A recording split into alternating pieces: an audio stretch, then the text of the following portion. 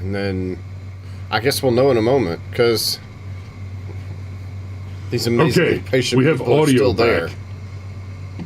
So you guys should be able to hear. Now I got to see if I can get the video back.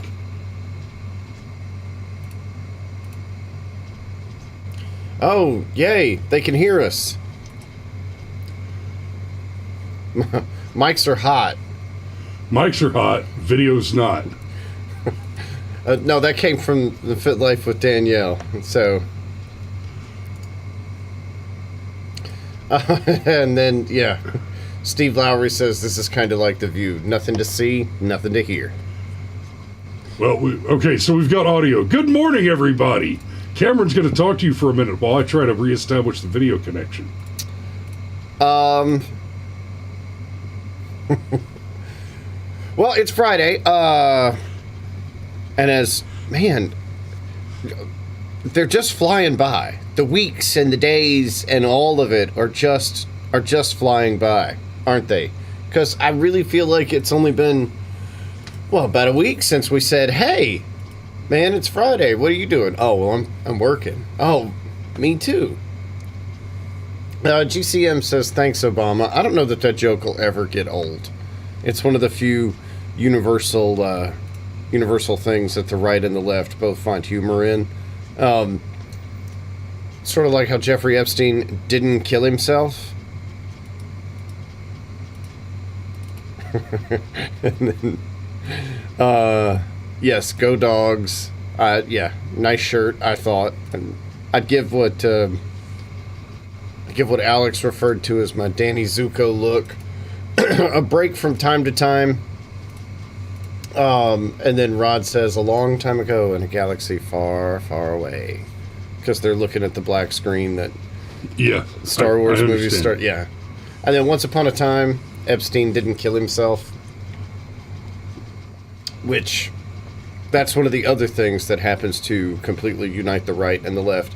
So, just question. What if we just pulled up an article and just read it? Yep. Go for it. Okay, guys, we are going to do,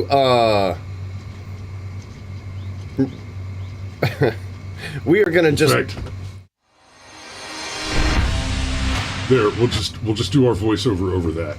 Okay. Go for it.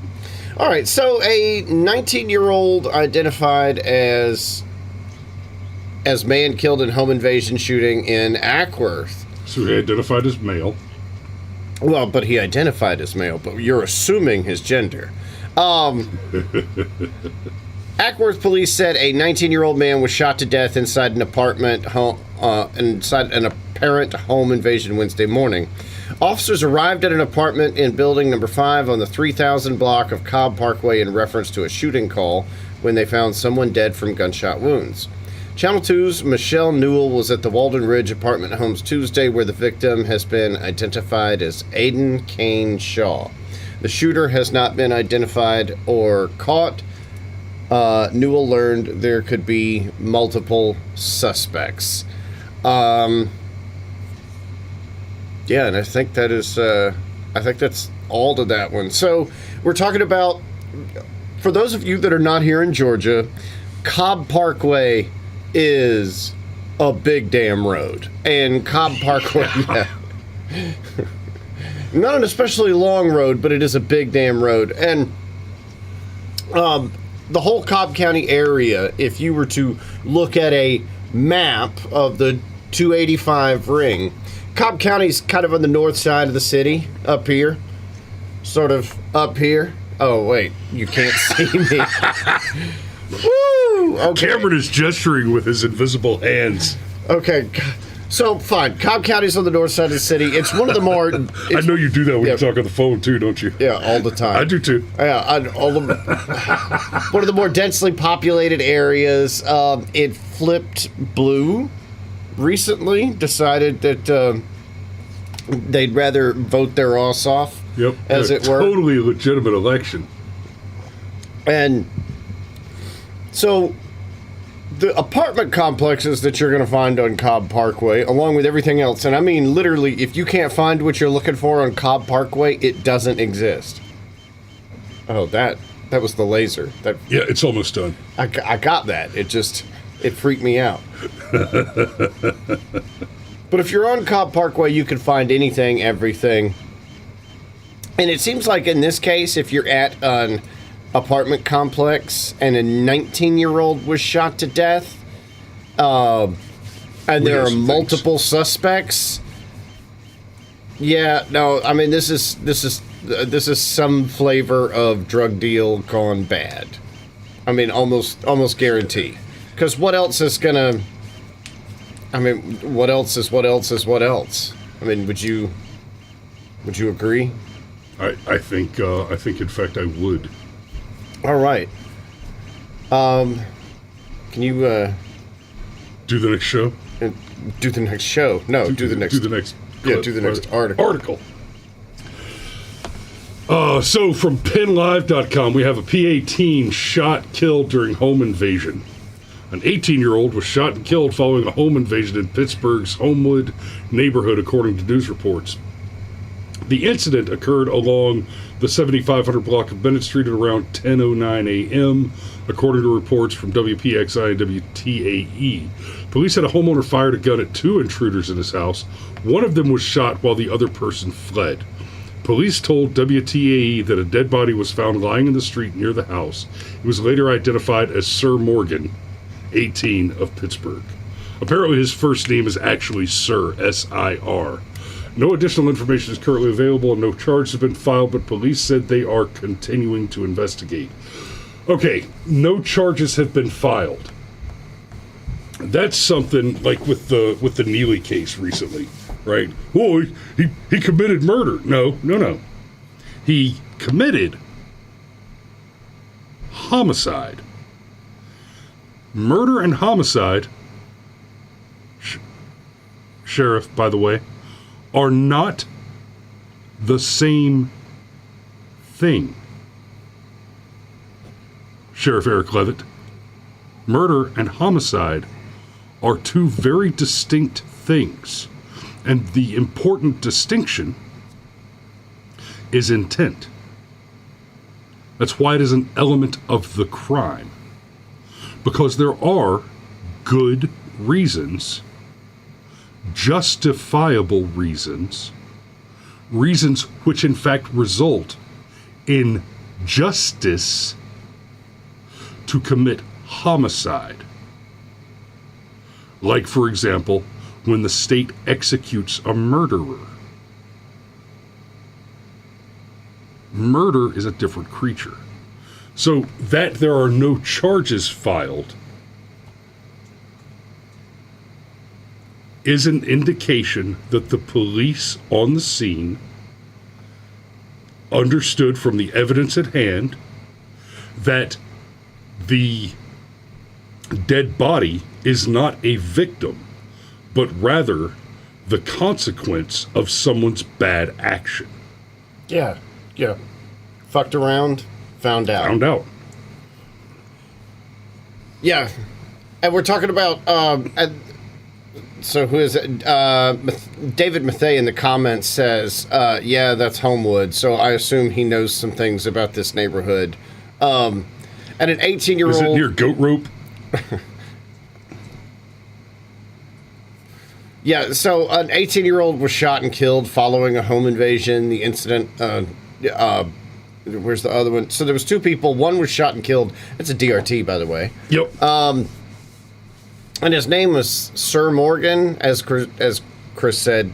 It's spelled S-I-R, but we've been told in the chat that it could be pronounced Seer or Sire, but I don't know about all that. and if I'm being frank, babe, I just don't care. The other thing that I wanted to point out here is it does mention that there were two intruders, which means that this was not a target of opportunity so much. This is a pair of people. This is a team that made a decision, chose a target, and moved to prosecute that target. Yep.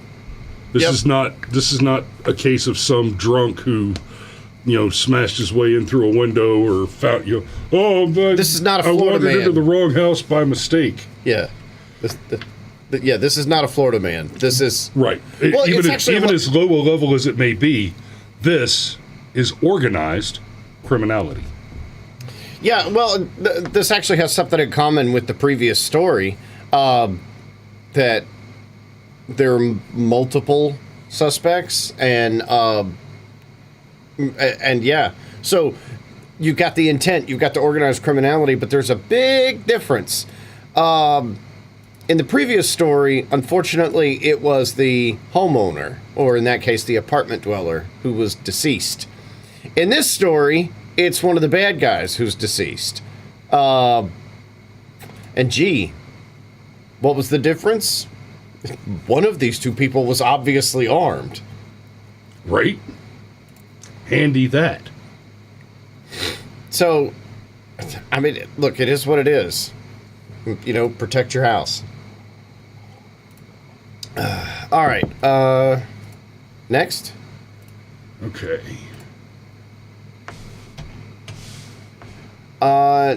DA finds Lambert Wilson shooting was self-defense. This is an update story. More than 6 months after beloved Swain County educator was shot and killed at his motel in Cherokee. Okay. More than 6 months after beloved Swain County educator was shot and killed at his motel in Cherokee, District Attorney Ashley Hornsby Welch has announced that the South Carolina resident who pulled the trigger will not face criminal charges. The man fired in self-defense after Wilson brandished a handgun, the investigation found. Okay, so not only are we going to just poison the well right off the bat here, more than 6 months after a beloved Swain County educator was shot and killed, there's typos right there in the beginning. More than 6 months after beloved Swain educator. Not a beloved educator. It's a small thing, but, in the rush to virtue signal, they missed out on the technical details. That seems to be a thing that happens. Totally by mistake. It was According to Welch's office, unintentional. the man, 60-year-old Leo Prowse, and his wife cooperated with officers, including the NC State Bureau investigation agents who arrived to process the crime scene. They agreed to interviews, provided blood samples and fingerprints, and consented to personal searches and to a search of their car. The couple's blood samples revealed no evidence of alcohol or narcotics, while a toxicology report showed that Lambert had a blood alcohol level of 0.17. Whoa! Whoa! That's drink. Yeah, that's... yeah, whoo! The shooting occurred October 20th, 2022, after an argument in the motel between Lambert and the couple. In a 911 call placed minutes prior to the shooting, Prowse's wife tells dispatch that Lambert had just attacked her husband. Then she says that Lambert has come outside and is pointing a gun at her. The gunshots from Prowse's weapon follow that statement, leaving Lambert dead on the sidewalk of the El Camino Motel. Although we will never know exactly what occurred that night, after meeting numerous times with the district attorney and the Cherokee Indian Police, we understand why the decision not to charge was reached, Lambert's family members said in a prepared statement. We have suffered a tremendous loss that the family and this community will never recover from. Welch praised CIPD officers for conducting a thorough and complete investigation, singling out the work of Detective Jesse Aiken, who led the effort. The district attorney's office and Cherokee Indian Police must follow the law and evidence as dictated under North Carolina's Stand Your Ground law, Welch said. Based on the evidence and witness accounts, we determined that Mr. Prowse was legally justified in using deadly force. Wilson, 68, was a Swain County educator, blah, blah, blah, blah. No. I'm not going to lionize the dead guy, okay? No. All right. I'm just going to make a couple of assumptions. A, 0.17, y'all, here in the state of Georgia, 0.08 can catch you a DUI. So this guy was more than double the legal limit. And I'm not saying that there are not people that cannot get quite inebriated and be rather pleasant if somewhat obnoxious to be around. But it does not seem as though that was the case here. It seems like somebody was drunk and angry and had a real problem.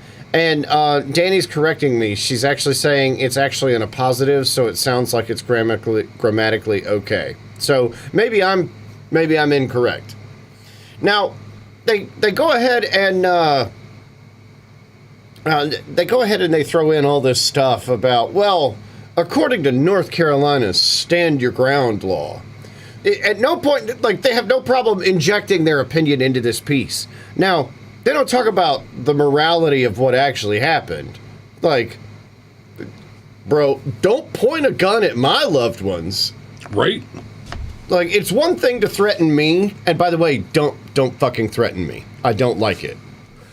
But you start threatening my kin? Like, frankly, your drunk ass decides to assault my woman? Buddy, you'd be lucky if I shot you. Pray for my bullet. Yeah.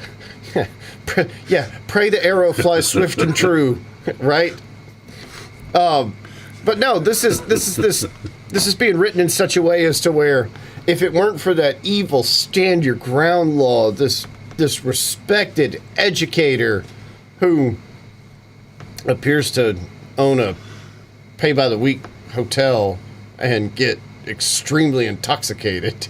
Like, and it's fair enough. Sad the guy died. He was probably hammered and got angry over some dumb shit. Because when people are alcoholics and they're angry alcoholics, the strangest things will set them off, and they'll be really oblivious later as to the manner in which they were behaving.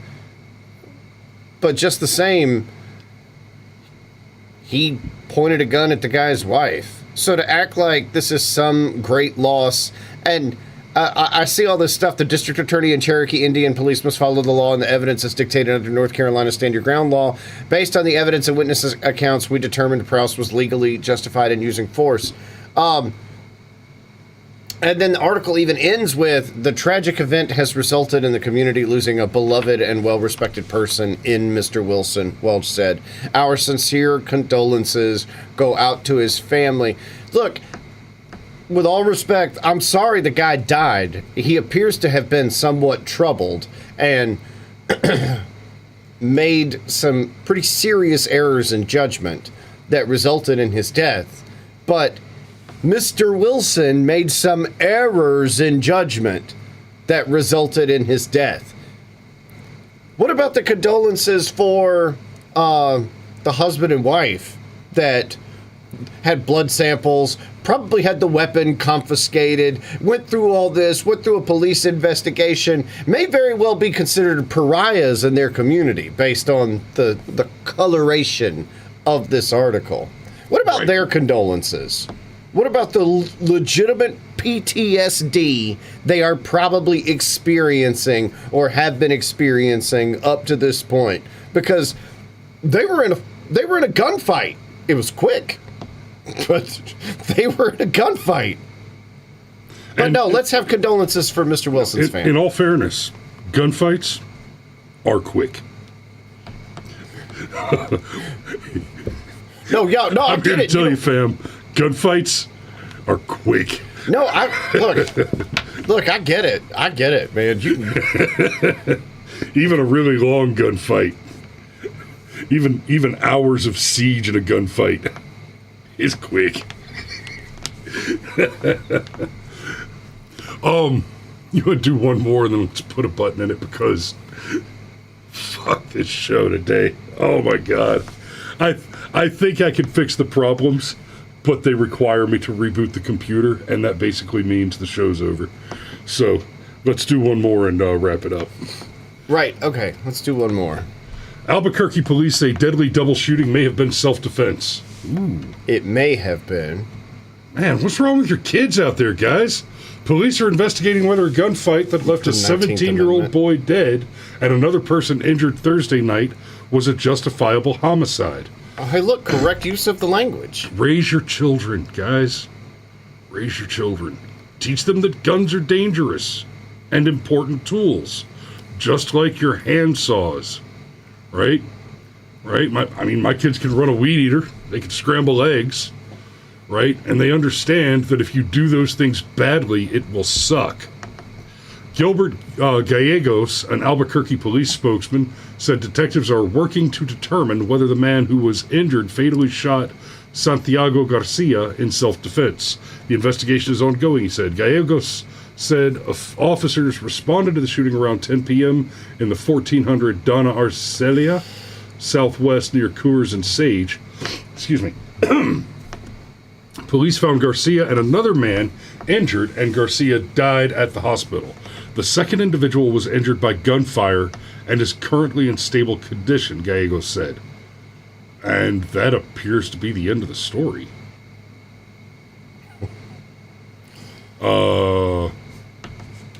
Dude, I can't see the name Albuquerque without thinking about that running gag in every Bugs Bunny cartoon ever, where like he would pop up out of the ground, like in the Sahara Desert, and be like, "I guess I should have made that toy at Albuquerque." Yeah, I always either visualize bugs jumping up out of the wrong rabbit hole, or blue meth. You know what? I think we're good. Let's put a pin in it there, guys. Thanks for bearing with us through some technical difficulties. I will get that figured out. There were new updates for several of the software and hardware components of the program early this morning, and maybe I just needed to reboot a few more times. We'll go ahead and wrap it up there. Thanks for watching today. We are going into the weekend. Y'all be safe out there. Don't drive drink. Don't fry bacon naked.